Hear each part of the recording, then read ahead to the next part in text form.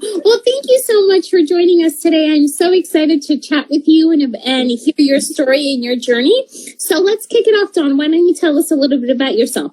Sure. So, I have often described myself as just a small town girl. I grew up in Northern California, a very rural area, and went to school up there, graduated from Chico State with a journalism degree. I actually originally wanted to pursue a career in broadcast journalism, and I worked in radio for a little while. I interned at TV stations. I wrote for the college paper. And then at one point I got exposed to some PR people, and my advisor at Chico State suggested that I consider a public relations career option. And I hadn't even thought of it, but I loved writing. I loved speaking. I liked, the whole kind of persuasion and rhetoric piece of debate and speech. So he said, I think you're going to like PR. And so my first job out of college was with a small agency in Sacramento. And we ended up being acquired by Ogilvy. And I spent 10 years there doing all sorts of public education, nonprofit, government, foundation campaigns. This was back when the state of California was investing a lot in public health campaigns. And so I worked a lot on teen pregnancy prevention and traffic safety. I spent about 10 plus years in those spaces.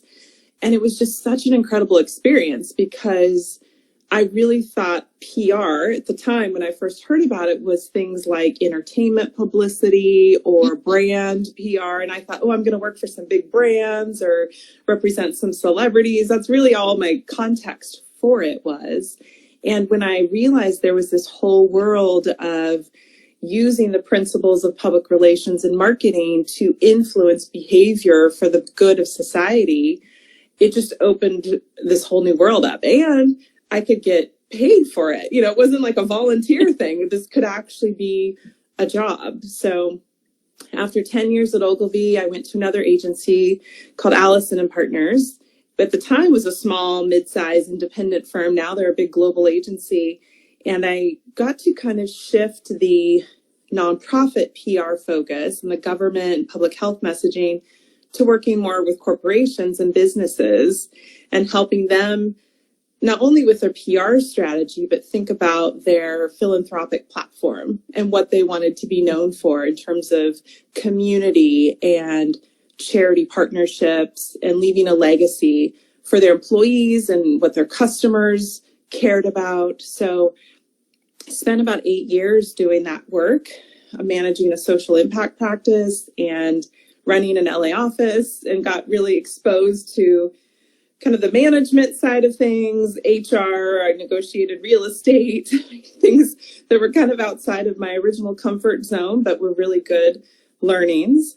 And then started working more corporate on the charity and philanthropy side. So that's where I was when a children's hospital called me one day and said, we want you to come do that for us. We want you to work with corporations and businesses and help them raise money, give money, raise awareness, and support what we do for pediatric health. Oh my goodness. So congratulations on your success to date. It's awesome.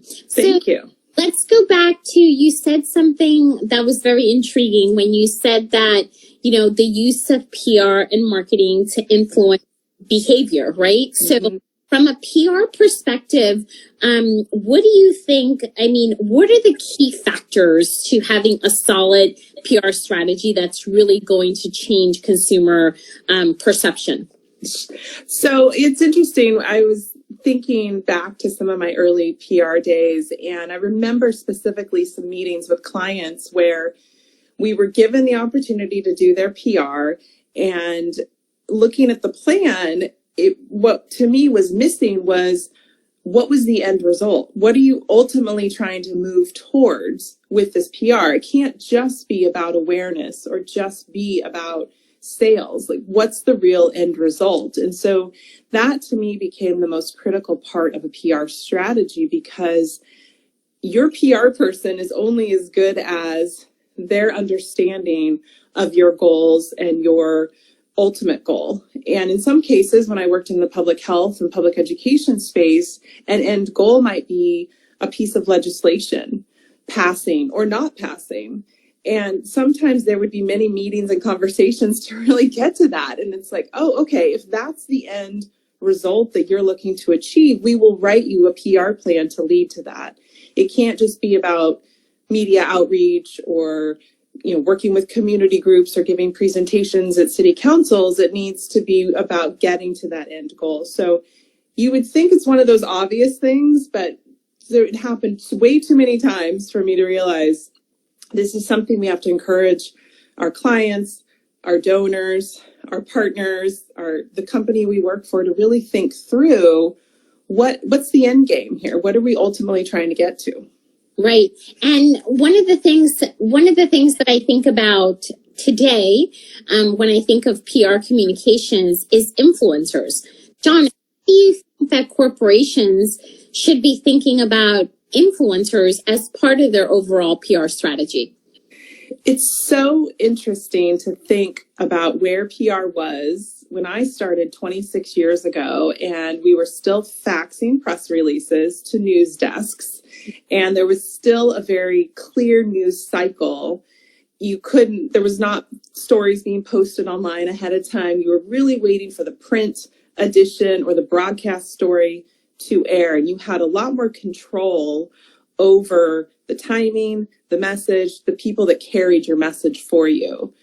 And the shift to where an influencer could take your message and run with it, maybe not in the direction you want it to go in, on a moment's notice, is something to be always thinking about. And it's not to say you have to control every step along the way, but be aware, okay, what could happen here? What's the potential for an influencer either sending us on the right path or taking us down the wrong path? And how can we be prepared for that? And what will we be prepared to do? So there's so much opportunity now. You can see entire stories grow and spread, right? On any platform, you can see something take off, whether it be on TikTok or on Twitter. And your reaction, response, and preparedness for that is critical. So I think the biggest difference is of course, everything's just 24/7. There is no, we can't contain it. We can't say, oh, as long as we get the press release over by 8 a.m., we'll be fine. Now it's waking up and making sure, did something happen overnight that I need to know about? So I think that the pressure on PR people, the pressure on anyone that works in a space where they're trying to influence behavior, it's very intense, very intense. Right. And nowadays you have the consumers are actually influencers too, because they're content creators, right? They have access to all the social media platforms so that they're able to give their point of view too. So that's also interesting too. And it can work in your favor. Like I said, you have to be ready for that. But I will tell you, in the work I do now around working with corporate partners to fundraise, a large percentage of those dollars come from their consumers. And it's working with these companies to help them create a program, to help them create a platform and opportunity for their customers to be really engaged. And in order to do that, you need to know your customer, right? Is this the right partnership? Is this the right platform? Is this the right way to ask for that donation? And we've been really successful with what we call point of sale donations and asks, because we've spent a great deal of time working with frontline cashiers and store managers and warehouse managers at all our different partners to educate them on why it's important to fundraise for pediatric health and for children's hospitals. And they in turn communicate that with the customer. So the customer is prepared. And then the customer can go off, and sometimes they do, and they will post on their social media how great that my favorite coffee shop, my favorite store is supporting a charity that means so much in Southern California. So there's great opportunity. I would say there's greater opportunity than there is the potential for negativity. It's really being prepared for that and creating the opportunity for that customer, that consumer to participate and share. Yeah, that's great. And Don, in your current role now, from a partnership perspective. So talk us through the process of aligning with the right partners and the mission of the hospital that you work for. So we spend a lot of time thinking about the right companies, the right businesses in my space. So of course we work with donors, individuals, foundations, government agencies. My team in particular focuses primarily on working with businesses, but also influencers in the entertainment industry and the sports industry. And we're always looking just to see, okay, are they the right kind of brand fit? Or is it believable? If they share or post or somehow publicly come out and say they support us, is that going to be believable? There's certainly, I have not seen too many negative situations that have happened, thankfully, in the last several years.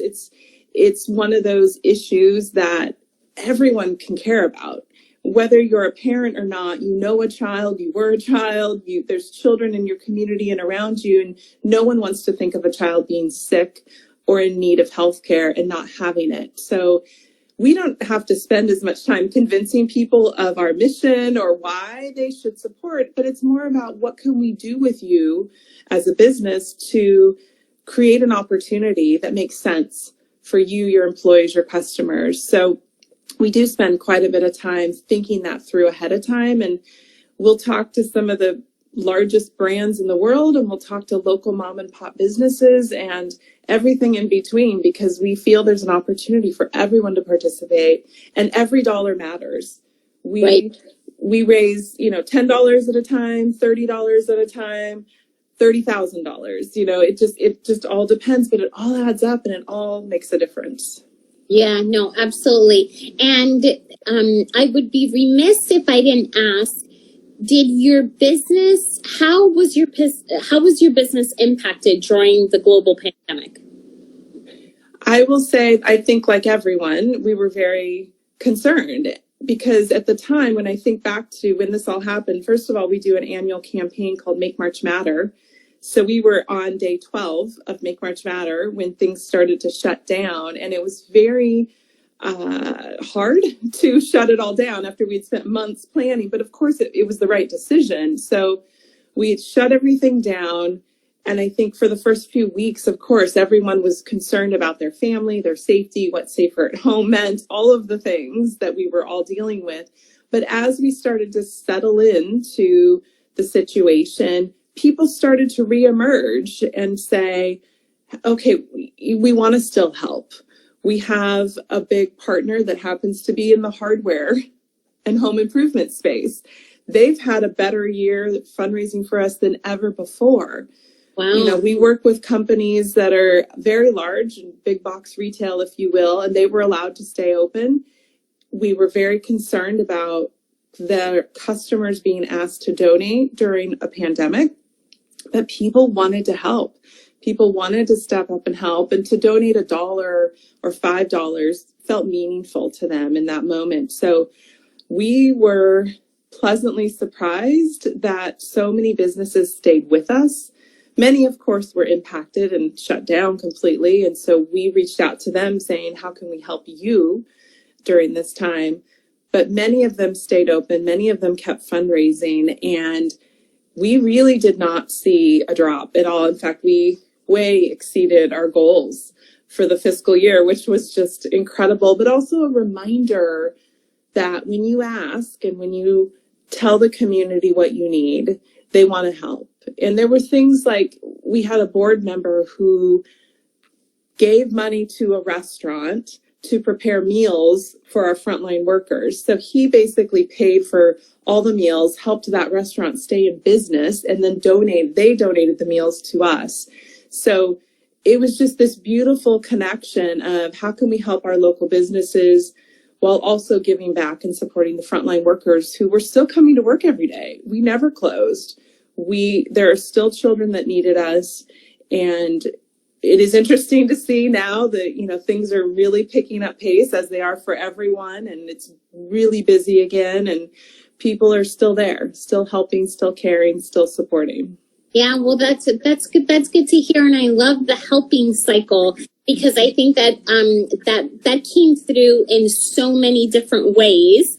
in 2020, and also still the first part of 2021. So thanks for sharing that. Yeah. So based on your, amazing career to date, Dawn, what would be the 3 career insights that you would share with our audience today? I would say that, first of all, be a resource. And this is something I learned very early on. My first bosses were so good at teaching this to me. They encouraged me to take advantage of opportunities to learn from people, to, look at, I hate bringing up the fax machine again, but I specifically remember her saying, it's okay to read my faxes before you bring them to me. You'll learn something. And so I took every opportunity I could to learn whatever I could from whoever was around me so that I could be a resource to others. So I would say that would be number 1 for sure, because people will remember that. And speaking of that, relationships. Doesn't matter, I think, what business you're in. Our relationships are critical to our professional and personal lives, and maintaining those relationships, connecting with people, helping people when they ask, being there and available goes back to being a resource, but just maintaining those relationships.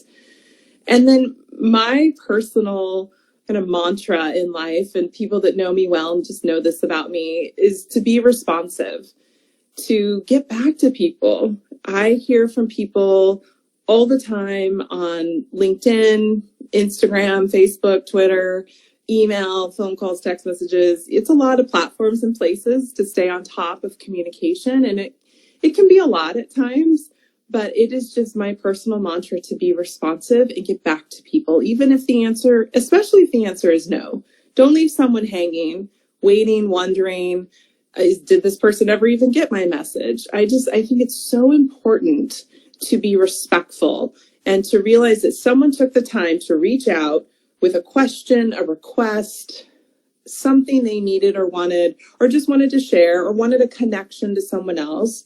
And it's only going to take a few minutes, and it may not ever, pay off somewhere down the line, but I think it's just respectful of our fellow humans. So I would say those are my 3.